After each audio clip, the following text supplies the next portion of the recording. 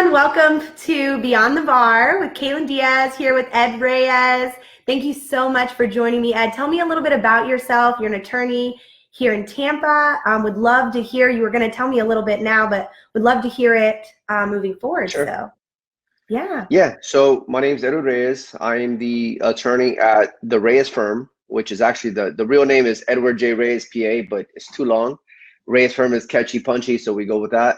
I got the DBA for that. And so yeah, no, I've had this now for a couple of years. We've grown substantially since I've opened it. I went to Cooley Law School, and I opened up my firm right after passing the bar.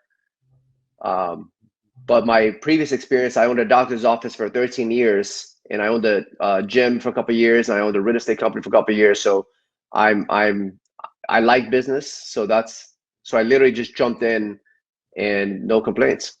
This is awesome. So you are very unorthodox, and why I really wanted to get you on the bar is because of how incredible this is.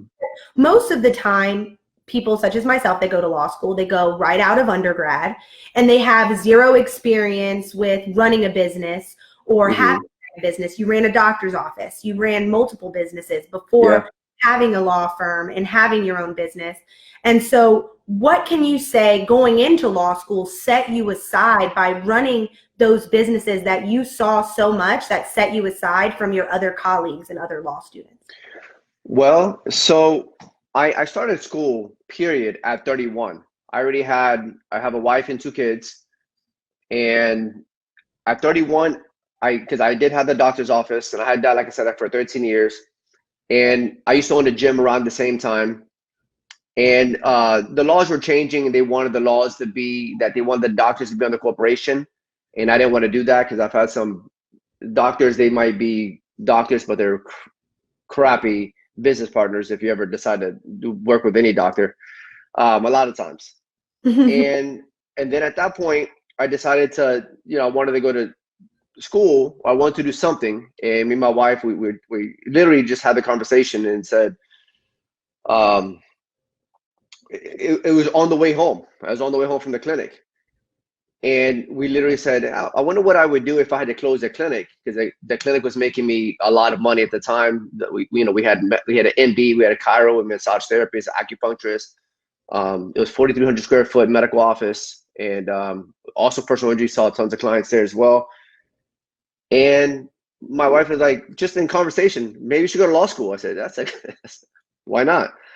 And the downside to that, I didn't have my associate's degree, I didn't have my bachelor's degree, I didn't have my law degree, I didn't have nothing. I just learned business through having a business, and the bumps and bruises through that. In fact, actually, I did go to school when I was younger. I was like 21 years old. But I was ignorant at the time because I was making like 35 to 45,000 a month around that time when I was like 21, 22 years old. And I said, why go to school if I make more money than doctors and attorneys make, which is true. But that's where my age and my undeveloped mind, So because I had a good spread. I had a good spread for a long time, and so that's how it actually started, in regular conversation, just to go to law school, which was really weird because I was already, late 20s or whatever. I went 7 years straight, and I was so overdressed, like going to undergrad, like HCC, Hillsborough Community College, and then I was like dressed in suits every day, and I was like the odd person standing out, and USF the same. And ironically, by the time I got to law school, I was finally dressed down, which is funny because law school people dress up. It's like ass backwards, I swear to God. But when I was at USF, I opened up a marketing company, and I sold ads to doctors and attorneys that I've done business with, and that paid for a lot of the stuff during USF time. And then when I got into law school, I reactivated my real estate broker's license because I have all these licenses, and I did real estate full time while I was in law school. So my mindset is a little bit different because I've always had a lot of bills, a lot of responsibilities. I've had two kids. I had my first child whenever my wife had the baby at 15 when she was 15. And so I had to grow up really quick. So my mindset's a tad bit different than most people, I guess. Not because of anything, I just had to grow up faster. That's it. Absolutely. No, so you said you were 19 when you had your kid? I'm sorry, I couldn't. Yeah. So I was My dad was 19. My mom was 21. I think they breed some kind of different people. When you have young parents or you are a young parent, it's just that certain type of drive or motivation. And I think that that's kind of what sets you aside and maybe set you aside, especially in law school, was seeing that for sure. actually I was actually 17 when my daughter was born. My first daughter, 17. My let me see, my wife is 17 when she was pregnant, 18 when she had the baby, because my wife had the baby when Lawyers she aren't was that good 15. at math anyways. Lawyers aren't that good at math anyway. No, but I was under 18 because my wife is 3 years younger than me, and she had the baby at 15. Oh my gosh. So yeah, so that's how that happened. And she just said, "Go be a lawyer." That's so Yeah, awesome. That's so yeah. awesome. So, I and mean, you of didn't course, that was years down the line. yeah, you didn't even have your associates then. You just went straight in to law school. Like after, like that's like where you wanted to go, like right there. Yeah, like at 31, I'm 40, I'm 41 right now. So at 31, I didn't have anything yet. I just had business degree, well, not business degree. I had a business, the school of business, hard knock business. And so that's when I got my associates, my bachelor's, and my law degree. And I still work full time. I still own the doctor's office.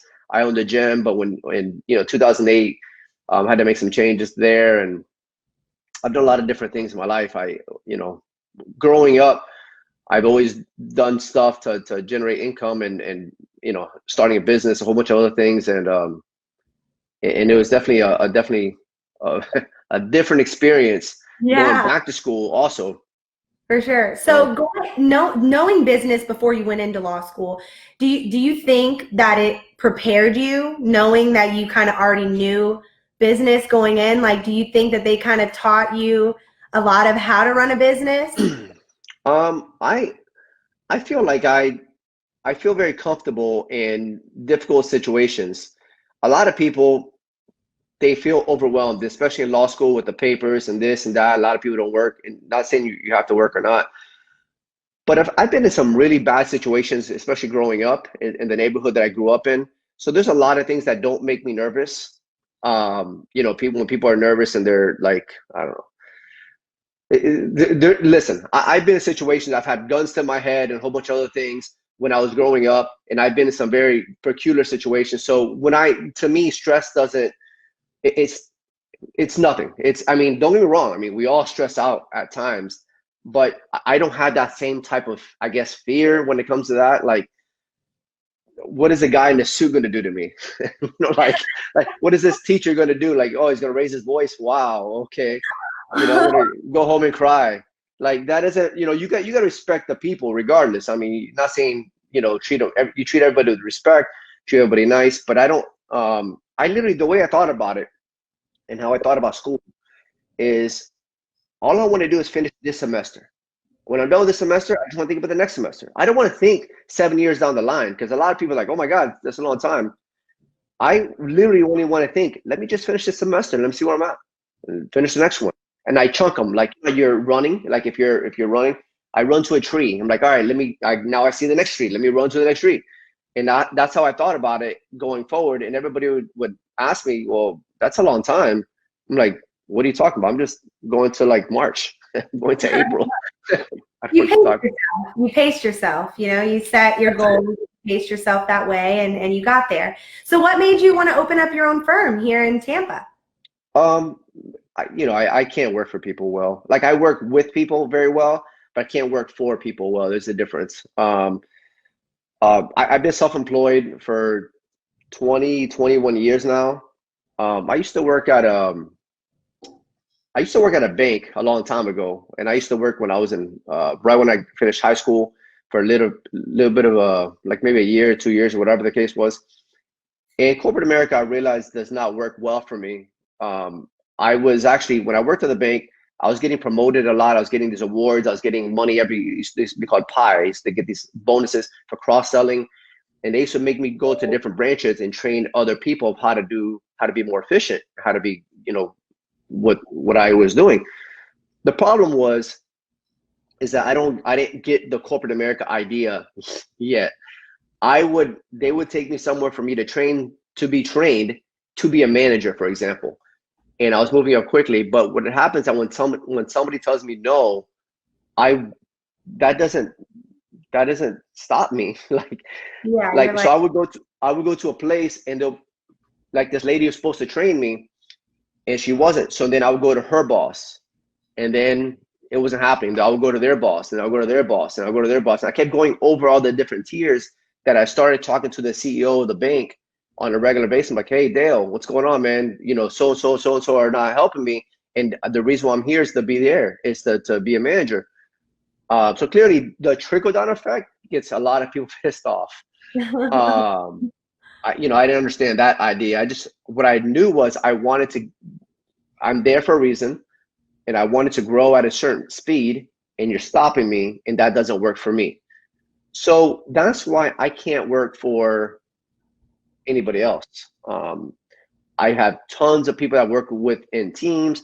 I sit on non-for-profit boards. I've done a lot of other things, and I work great with people. I just don't work great when people tell me you can only do this because that's it. That is for me. So what do you think sets you aside, other than obviously your unorthodox background and so forth? What sets you aside, and what would you say sets you aside and your firm aside now that you have the platform and you're on here and talking to Tampa, everyone else listening in, thousands of people do listen in, and to our podcast, to the Facebook Live. What sets you aside? I think honestly is you don't have to be the smartest person in the room. You just got to know other people. If you're the smartest person in the room, there's a problem. You should always play, and this is just, and I did this in law school as well. Never pretend you're too smart. I always play the dumb card. Let me tell you that first. Like, I on purpose want to play. Let's say I may be the smartest person in that room. I'll never be the smartest person in that room on purpose. And people give you information. They talk to you in law school. A lot of my friends are like, "Oh my God, I can't believe you passed." I'm like, "Yeah, pass is, whatever."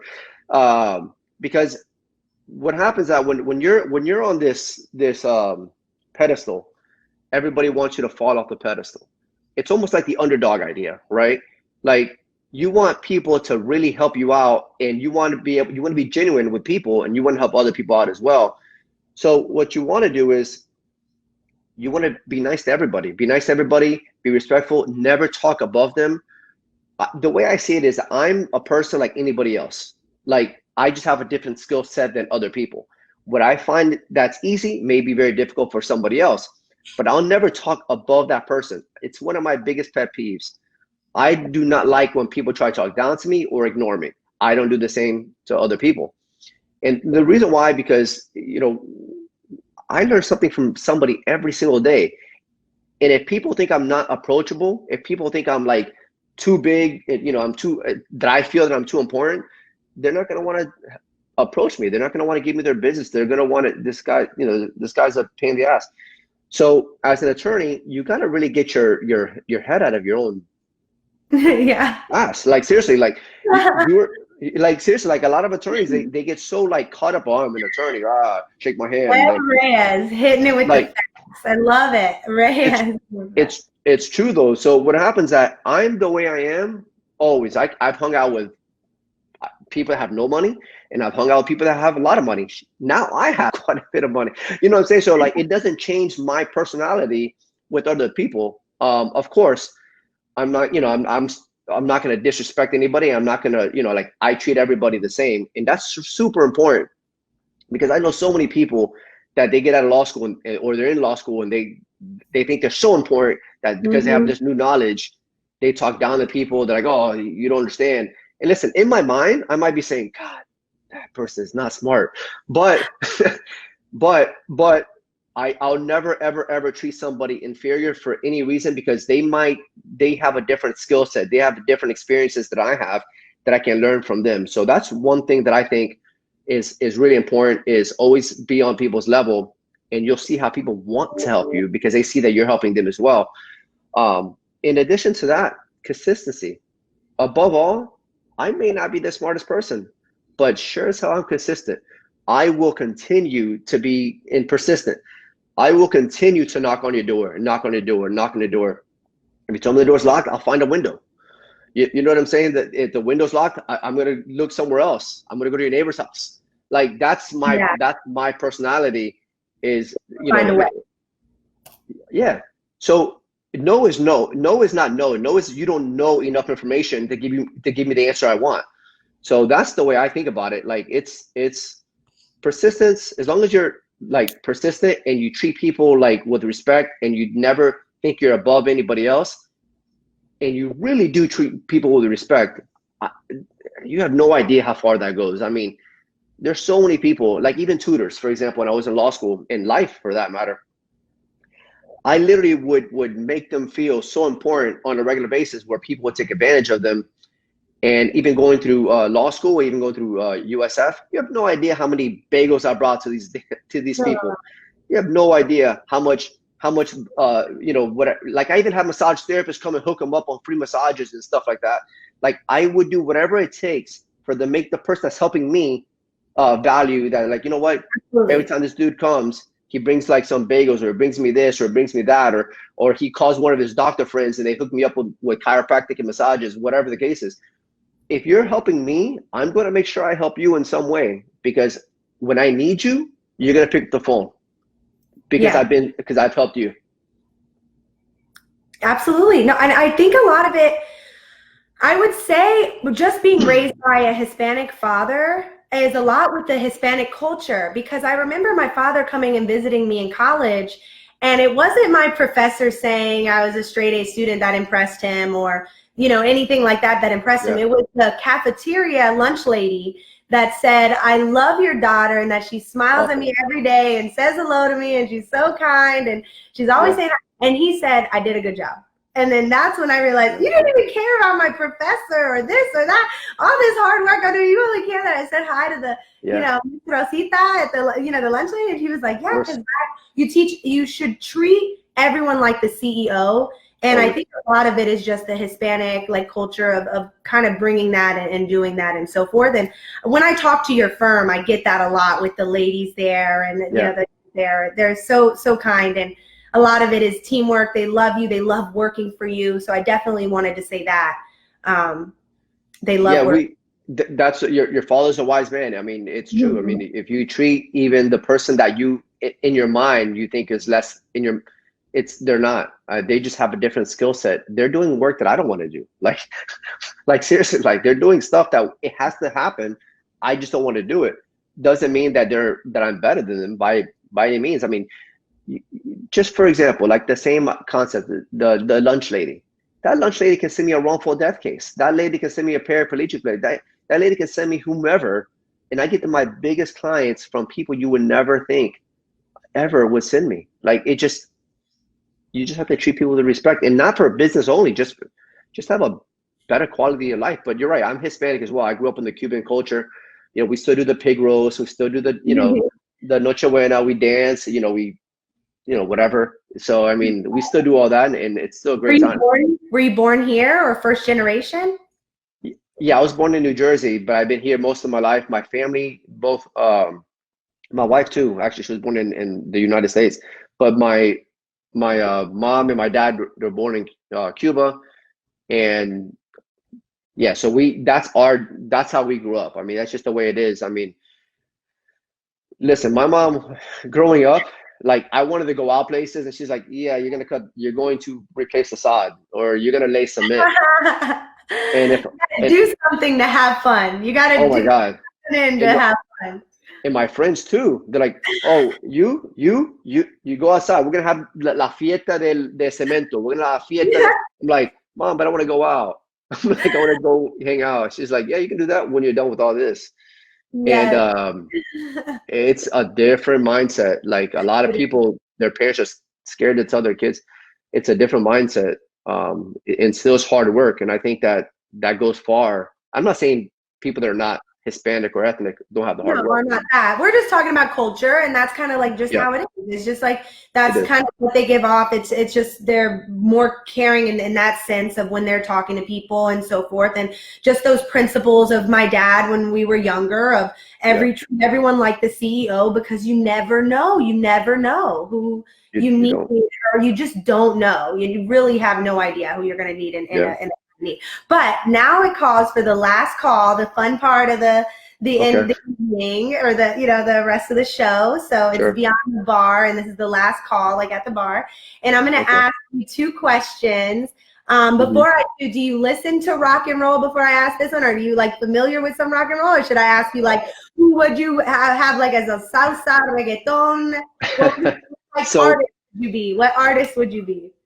I listen to hip hop a lot, like the old school hip hop, the 90s hip hop, like Wu-Tang, Mobb Deep, stuff like that. I grew up on that. And I listen to Spanish music, and I listen to the bachata. Romeo Santos, he's pretty badass. Yes, I was thinking Daddy Yankee though. I don't know. Yeah, Daddy Yankee. It's yeah. Oh my God. I don't know. And for COVID, this is the last set. So for COVID, what are some hobbies you picked up, or you and your wife and kid have done, or what have you done that you've done, like new things that you've implemented into your life with all this free time we kind of have on our hands, or maybe you don't have as much free time? I can tell you that I don't have so much free time. In fact, the firm, for the first few months during COVID, we hit record numbers every month financially, which was great. And then last month it was a little bit slow because the insurance companies are taking advantage of people because they're making bad offers, hoping that people need money for their rent and for food. So unfortunately, some people are taking it, some people are not.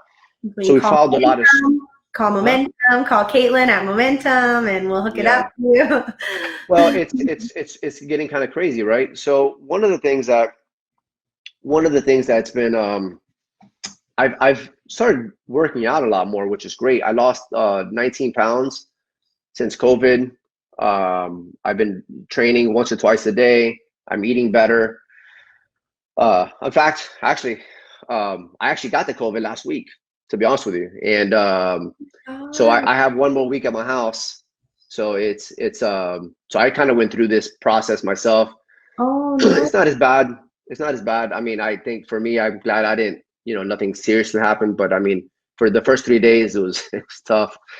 But because of COVID, we unfortunately, as far as personal life goes, we've had to cancel a lot of, we had vacation scheduled. We had to cancel. We were supposed to go to Colombia, which didn't happen. Yeah. Beach. I mean, it literally has changed our world. But on the flip note, my business, I've been able to streamline a lot of things. Communication's gotten better. I systemize a lot of things as well.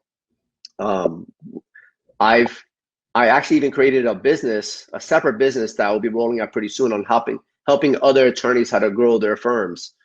So that's going to be an online course through Teachable, and I already made like 8 classes already, like 8 courses, and we're just putting more content. So my free time is, I guess it's not so much, it's not that exciting, I guess. Maybe for me it's exciting because I love to see that I did this and this happens because of that. So they said right? He wrote his best play during one of the worst plagues in the world. So. Yeah. We're writing a book. Me and my wife are writing a book about, what to do after law school, stuff like that. So there's a couple of different things that I've been working on. I'm like, if I'm going to be home, or if I'm going to be working, from home and from the office, I might as well be more productive. Absolutely. Because if not, I don't like watching TV. Actually, I watch TV now a little bit, but I'm not a big TV person. Yeah.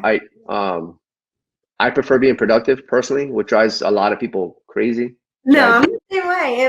I'm the same way. That's why last week when we talked and I was kind of like out of commission, I was like, I'm a go kind of person. So we were both out of commission last week, but I thank you so much for being on, taking the time. Thank you. Is there anything you want to say to your team before we end this broadcast? I just wanted to say thank you so much to your firm, to you. I appreciate you. Thank you for joining me on Beyond the Bar. Yeah, and I'm grateful for my team. And I mean, honestly, without a good team, you don't have anything. I mean, without people that you can trust, you don't have anything. I mean, you really do need a good squad of people and supporters and fans to help you through your journey. Because even though I may get the recognition from the firm because I'm the owner of the firm, but honestly, without a strong positive team and support, it's never going to happen. So I'm very happy about that. And I appreciate your time, and Yeah. thank you so much for inviting me onto your show.